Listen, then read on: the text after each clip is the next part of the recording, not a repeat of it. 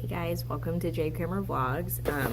I guess this is actually more of a vlog today because I don't have my camera person, so I'm recording it myself at my desk, as you can see behind me. But I know I've thrown a lot of vocabulary at you guys this week, and I just wanted to go through the vocabulary so you had a reference for it in case there were some notes that you missed in class, because we've been going really fast lately. So we first started talking about statistical questions and what makes a statistical question a statistical question. And it has to have population and variability. So we have to be able to identify what the population is, which means you're not just asking one person, and the variability is how many answers we get. It can have a lot of variability. We don't want a lot because that would be difficult to record the data from, but it can have a lot.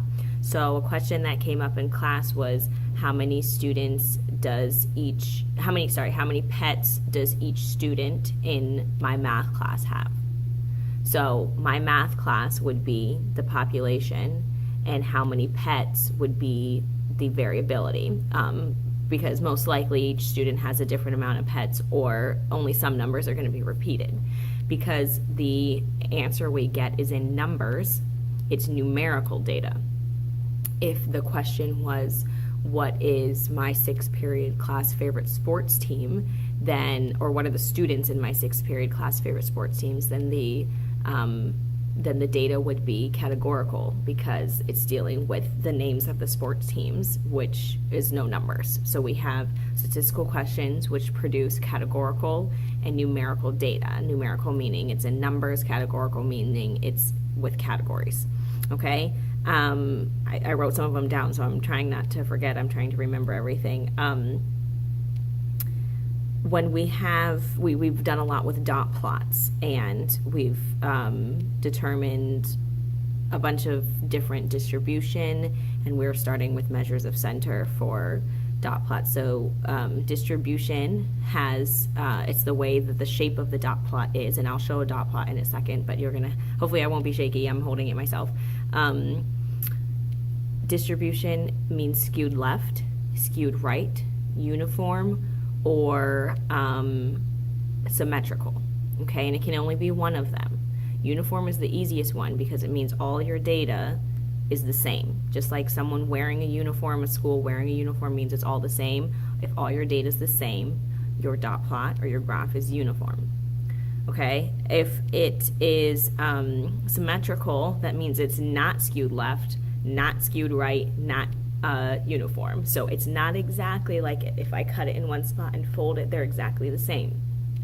That is symmetry, but symmetrical on a dot plot doesn't have to be exactly the same. So let me show you. Okay, so this is a dot plot. My range is 10. This 10, because that's the largest number on my x-axis, minus the 5. So my range is 5. 10 minus 5 is 5. Okay? This graph, if I drew if I traced it, it is not skewed right or skewed left because they're all there's no huge bump with a tail going off. So this would be symmetrical. Okay, if this was huge way up here and it tapered down to one side, the one side that it tapers down to is the direction that it's skewed. So we'll look at another one that has a skew in a second. In this one, if I wanted to find my median, meaning my middle number, I put my data in numerical order, and I already did that here. Okay, and then I would cross out one from each side until I got the middle number, or the middle numbers, depending on if the amount of data you had is odd or even. Okay, so since we have 1, 2, 3, 4, 5, 6, 7, 8, 9, 10 numbers, we have 2 numbers in the middle, and we take the average of those. So we add them together and divide by 2. 8 plus 8 is 16. Divided by 2 is 8. So we have 8 as our median, middle number. if you wanted to find the mean of these, there's two ways you can do it. We used snap cubes in class and we leveled out the data. So we made it all so they had the same amount on there. Now, if you don't have snap cubes handy, which we probably don't on most days, then you would add all of them together and divide by how many there are. So I would add 5 plus 6 plus 6 plus 7 plus 8 plus 8 plus 8 plus 9 plus 9 plus 10, and then divide by 10, and that would be our mean. So if we go ahead and do that, our mean would be 7.6, and it's okay if it's a decimal. Your mean is allowed to be a decimal, okay? If we look at this graph here, and we trace our data, you can see that the tail goes off this way to the left, so your data is skewed left. If you wanted to find the range, this is 52. I don't know why the 2's not there, the 52, but 52 minus 45 would be your range. So your range is 7 for this dot plot. If you had a number here, so let's say this one was actually over here, 2 or more away, it would be an outlier if it's away from the group. And then the 2 numbers in between would be where there is a gap in your data.